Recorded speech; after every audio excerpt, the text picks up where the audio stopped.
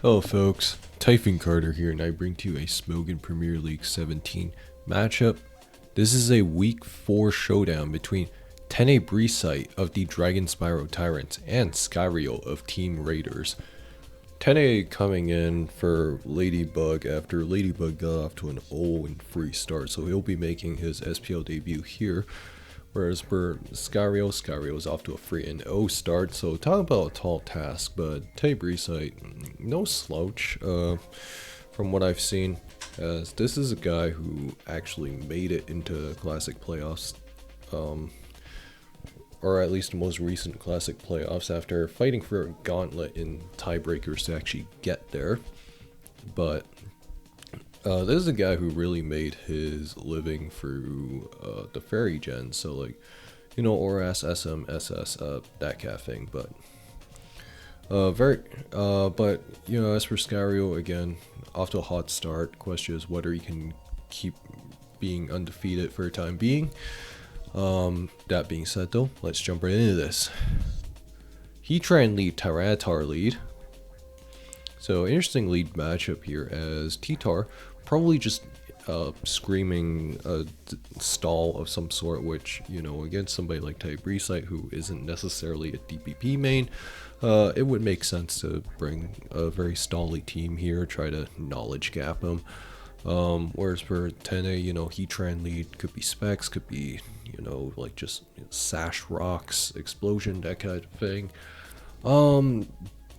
But could probably just indicate some kind of offense, but we'll keep going.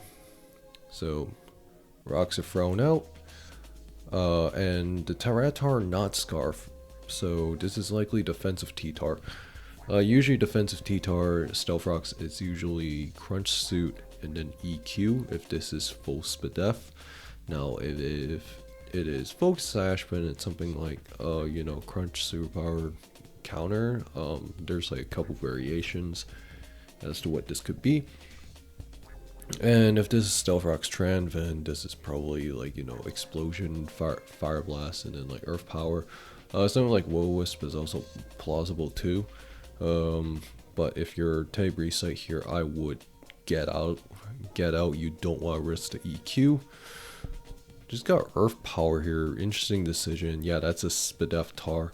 EQ gets EQ'd, and that's just, and then loses the Heatran for nothing. So that pursuit was actually very free for Skyrio because this prevents Tenebricite from using Heatran as a sacrifice fodder.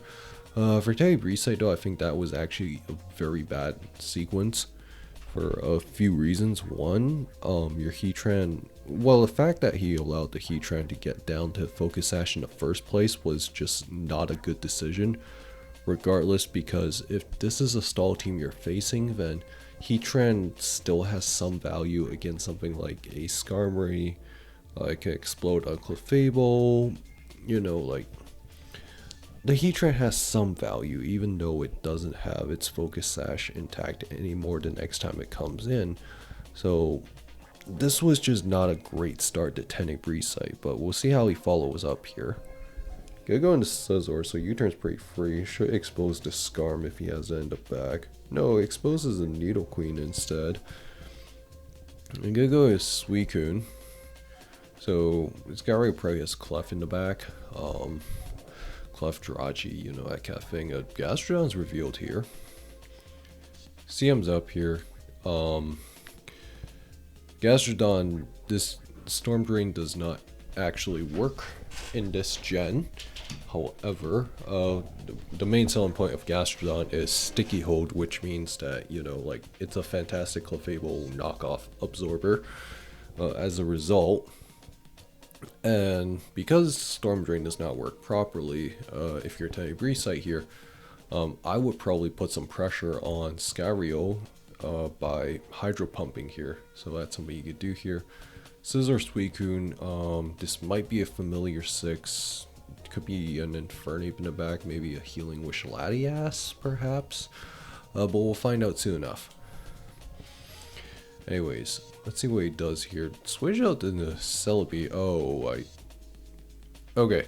This is actually a 6 that I recognize. The last are Infernape and Scarflatias. And Skarmory is in fact revealed, and Skarm's gonna get hazards up.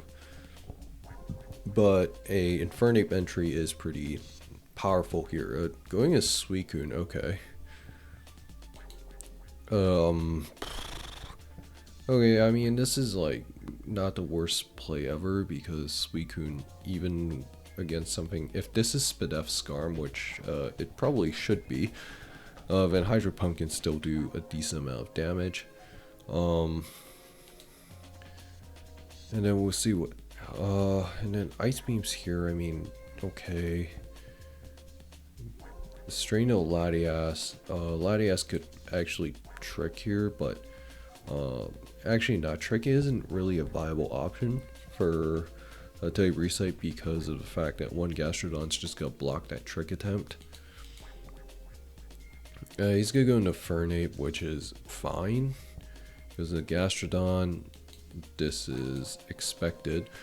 And then 10 turns in, Tenebricite's full team reveal. Okay, so I know this 6. I've used it before.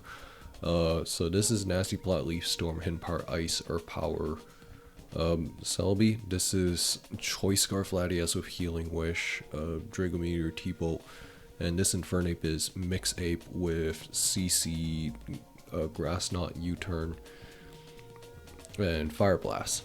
Something to note here is that if this has Grass Knot, which I assume it does, Grass Knot is only base 60 power, which means that this Gastrodon will actually live this pretty comfortably, barring a crit. Now, if I'm Tenebricite here, what you should do, regardless, is just U-turn here, and then maybe go into either Celebi or Latias. Force the Gastrodon out is kind of the important thing here. Grass Knot's here and gets waterfalled, so that was a huge mistake for numerous reasons. One, this Infernape would have been fantastic to have against the Skarmory and the T-Tar. The Gastrodon, like, you could just worn it down and then Grass Knot later. And then second of all, if you're low on time, what you can do is you can Healing Wish Latias back up, use Infernape as a Healing Wish target. But this has not been a good game so far from Tenebricite. Celebi's gonna come in here, gonna go into Scar, got a Nasty Plot here,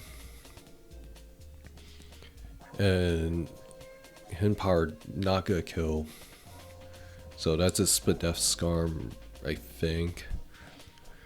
And Skarm will probably just heal up again, and then Latias comes in, but guess what? Skyrio can obviously look into going T-Tar. T-Tar is pretty free here. Tricks. And the Tyranitar is just gonna pursue this. Healing Wish is here into Suicune. And Suicune's gonna be back up to full. Oh, that's actually a good crunch there by Skyrio. Having the awareness, knowing that the Latias was not gonna provide any more value for Tenebricite, so that was a good play by Skyrio to cover the Healing Wish recipient. And then Suicune get Calm Mind up here. Crunch, huge crit though. Hydro Pump should kill. Actually just flat out misses, so any chance of Tenebricite coming back from this game was out of window. Scissors could come in, just get U-turn. And T-Tar's gonna go down. So it's gonna come in, but the problem is that Tene actually can't win anymore. I think he actually just loses. It's whirlwinded out. Scissor's got one more jolt of life. It could try to crit here, but it's gonna die the next time it comes in. Go whirlwind here, and that is game.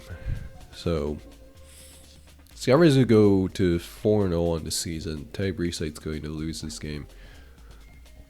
Kind of a disappointing game, if I'm being completely honest. Skyrio's last was probably, again, a Clefable, and then probably a Latias. That's probably the last two. But even something like a Rotom, I guess, would be plausible. Like, you know, Clef Rotom, Clef Laddie. It's probably Clef Laddie because, you know, you want a proper Infernape check on this kind of team, because even though the Gastrodon actually killed it, first of all, several things here that I think Tenebricite could have done better. For one, on the turn when he had the +1 Suicune in on the Gastrodon, what he should have done there was Hydro Pump regardless, because you want to force Skyrio's defensive to reveal more of his pieces, right? Because if you look at Skyrio's team, it's like, yeah, where's the water resist? So like, I think forcing him to reveal the water resist, which was most likely Latias in this scenario, this means that, for example, you could double out into Scizor to like have make some magic happen, force some switches. I mean, letting the Skarm get hazards up for free, like going Suicune in on the Skarm, was not good. I would have just gone Infernape there. And then the big one was obviously throwing away the Infernape for absolutely no reason. And I think the most annoying thing here was that, you know, I mean, yeah, Teddy used a lot of his timer, but like, I don't really know how he came to that conclusion is kind of my problem here. And Skyrio didn't really have to do a whole lot to win this game. I mean, okay, I'll give credit where credit's due, where Skyrio made a very good play with the Tyranitar, like just crunching on the Healing Wish recipient. Having the awareness that, hey, look, this Latias won't do anything else, it's probably just got Healing Wish, the Suicune, and that was that. But yeah, Tenebricite had some paths that he could have taken to try to make this a more competitive game, but he did not take those, and here we are. Anyways, if you guys enjoyed this video, like, comment, subscribe, and I will see you guys next time.